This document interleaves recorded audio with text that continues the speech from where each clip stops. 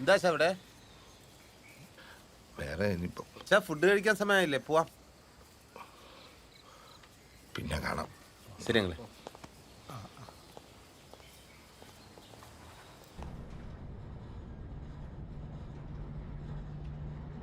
അച്ഛനെന്താ സെക്യൂരിറ്റിക്കാരനോട് സംസാരിച്ചത്? അച്ഛനെന്താ സെക്യൂരിറ്റിക്കാരനോട് സംസാരിച്ചതെന്ന്? പലതും സംസാരിക്കും. അത് നിന്റെ അടുത്ത് പറയണോ?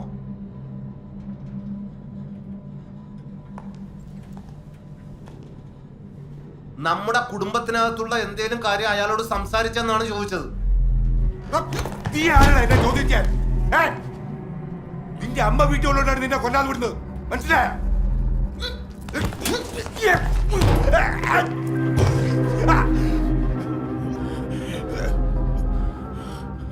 അച്ഛനാണ് ഈ സിറ്റുവേഷൻ ഉണ്ടാക്കിയത്.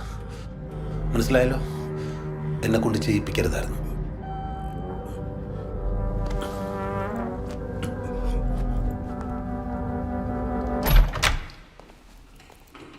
അമ്മേ, അമ്മേ, നമ്മളെല്ലാം ഒരു കുടുംബമല്ലേ അമ്മേ? ഒരു ബ്ലഡ് അല്ലേ അമ്മേ? ഇപ്പൊ എന്താ ഉണ്ടായേ? ഈ മനുഷ്യനുണ്ടല്ലോ, നിങ്ങളുടെ കെട്ടിയവൻ, നമ്മുടെ കുടുംബത്തിനകത്തുള്ള സകല കാര്യങ്ങളും താഴത്തെ ആ സെക്യൂരിറ്റിയോട് വിളമ്പിയിരിക്കുന്നു. ഇതെന്ത് പറ്റി നിങ്ങൾക്ക്? ഇതൊക്കെ പുറത്ത് പറയാൻ കൊള്ളാവുന്ന കാര്യങ്ങളാണോ? എല്ലാ കുടുംബത്തിലും നടക്കുന്ന കാര്യങ്ങളല്ലേ? ഏത് കുടുംബത്തിലാണ് നടക്കുന്നത്? നിങ്ങൾ ആ സെക്യൂരിറ്റിയോട് പറഞ്ഞോ ഇല്ലയോ? ഇനിയിപ്പോ ഇതൊക്കെ അവന് പറഞ്ഞിട്ട് അയാൾ അറിഞ്ഞു കഴിഞ്ഞാൽ സെക്യൂരിറ്റി സുഖം അറിയും, സുഖം അറിഞ്ഞാൽ കെയർ ടേക്കർ അറിയും, കെയർ ടേക്കർ അറിഞ്ഞു കഴിഞ്ഞാൽ അസോസിയേഷൻ പ്രസിഡന്റ് അറിയും, പ്രസിഡന്റ് അറിഞ്ഞു കഴിഞ്ഞാൽ ഹോൾ ഫാമിലി അറിയും. പിന്നെ നമ്മൾ ജീവിച്ചിരുന്നിട്ട് വല്ല കാര്യമുണ്ടോ അമ്മേ? നിങ്ങൾ പറഞ്ഞിട്ടുണ്ടെങ്കിൽ ഒന്ന് വാ തുറന്ന് പറ.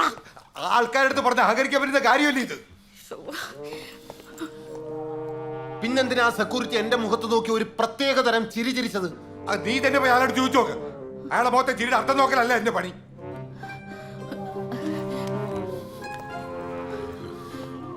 എന്ത് പണിയാ നിങ്ങൾ കാണിച്ചു വെച്ചത്? രാമേട്ടാ, സാറേ, ഭക്ഷണം കഴിച്ചായിരുന്നോ? ഇല്ല, കഴിച്ചില്ല. എന്നാ ഇങ്ങ് വായോ, ഇവിടുന്ന് കഴിക്കാം. ആരും കഴിച്ചിട്ടില്ല. ഓക്കെ, വെറൈറ്റി ഫുഡ് ഉണ്ട്.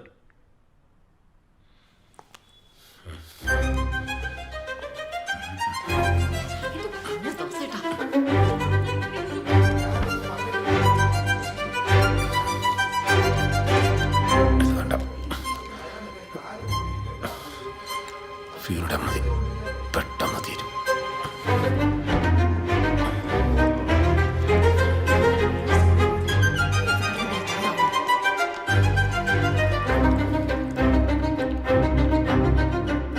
എനിക്കെൻ്റെ ഈ കുടുംബത്ത് നടക്കുന്ന കാര്യങ്ങൾ പുറത്തറിയുന്ന ഇഷ്ടമല്ല. രാമേട്ടൻ ഇവിടെ കിടന്ന് പെടഞ്ഞ് മരിക്കട്ടെ.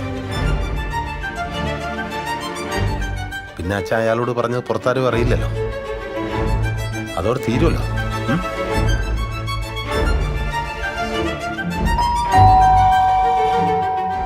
ഞാൻ അയാളടുത്തൊന്നും പറഞ്ഞിട്ടില്ല. അതെനിക്ക് വിശ്വാസമല്ല. അങ്ങോട്ടിരുന്നേ. അങ്കിളെ. സാറേ, സാറിതൊന്ന് കാലിൽ പെരട്ടി നോക്ക്. മുറിവ് കൂട്ടിയാ ബെസ്റ്റാ. അല്ലാണ്ട് ഇതിനൊക്കെ എന്തും പറഞ്ഞ ആശുപത്രി പോണേ. എന്നാ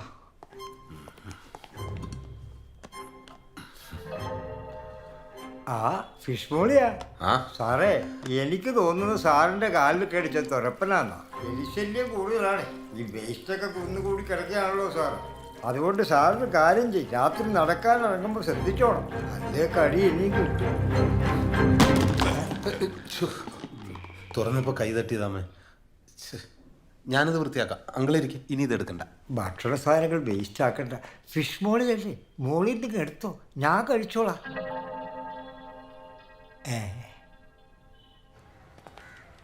ആഹാ, ഇത്രയും നേരം നോക്കിയിട്ട് ഒരു പോസിറ്റീവ് ന്യൂസ് ഇപ്പോഴാണ്ട്. 60 കഴിഞ്ഞ ദമ്പതികൾക്ക് കുഞ്ഞു പിറന്നു. ഇവിടെ ചെറുപ്പക്കാർ വരെ കുട്ടി ഉണ്ടാവാൻ കഷ്ടപ്പെടുമ്പോഴാണ്.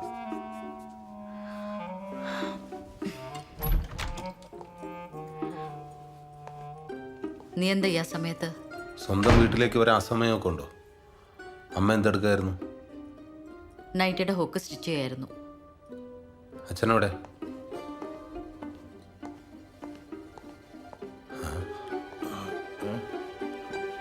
അച്ഛൻ എന്തെടുക്കായിരുന്നു ഇവിടെ?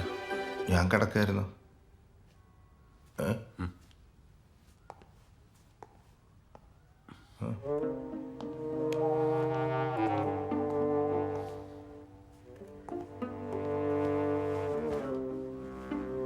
ഈ ഡ്രസ്സ് എന്തിനാ ഇപ്പൊ പുറത്തെടുത്തത്? അതിനിപ്പം നിനക്കെന്താ?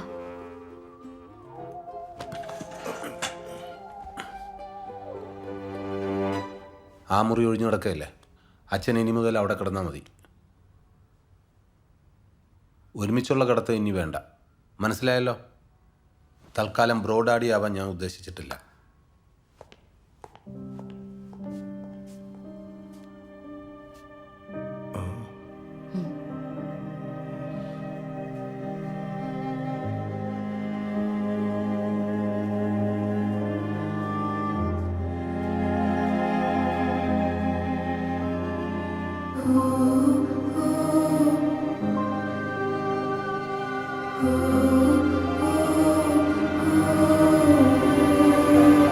ഇത് ഫസ്റ്റ് ക്യാമറ സാർ, ഇതാണ് സെക്കൻഡ് വരുന്നത്.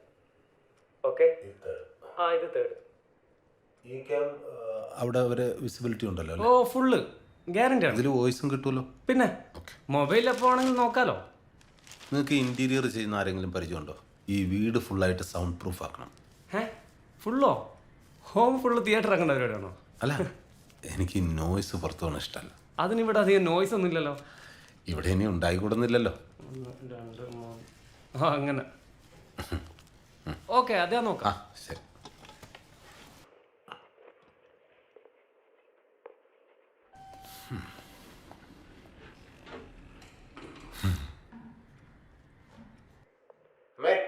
ഇറങ്ങണേ.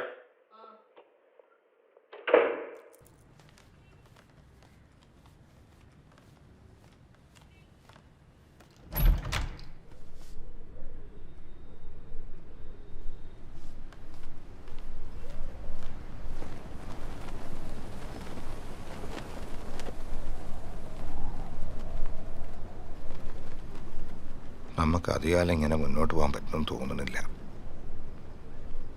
അവനിൽ നിന്ന് രക്ഷപ്പെടാൻ ഞാൻ പല വഴികളും നോക്കി. പക്ഷെ അതൊക്കെ പിന്നെ നമ്മളെ തന്നെ മനസ്സമാധാനം കളയും.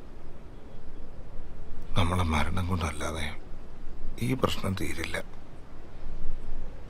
നിങ്ങൾ എന്തൊക്കെയായി പറയുന്നത് ദാസേട്ടാ? ഞാൻ കുറച്ച് വിഷം മാറ്റി വെച്ചിട്ടുണ്ട്. അത് എ സിക്കകത്ത് വെച്ച് ഓൺ ചെയ്ത് കിടന്നാൽ മതി, പിന്നെ ഉണരില്ല. നമ്മൾ ഒരുമിച്ചുള്ള അവസാനത്തെ കിടത്തം ഞാൻ തീരുമാനിച്ചു. ദാസേട്ടാ, നമ്മൾ എന്തിനു മരിക്കണം?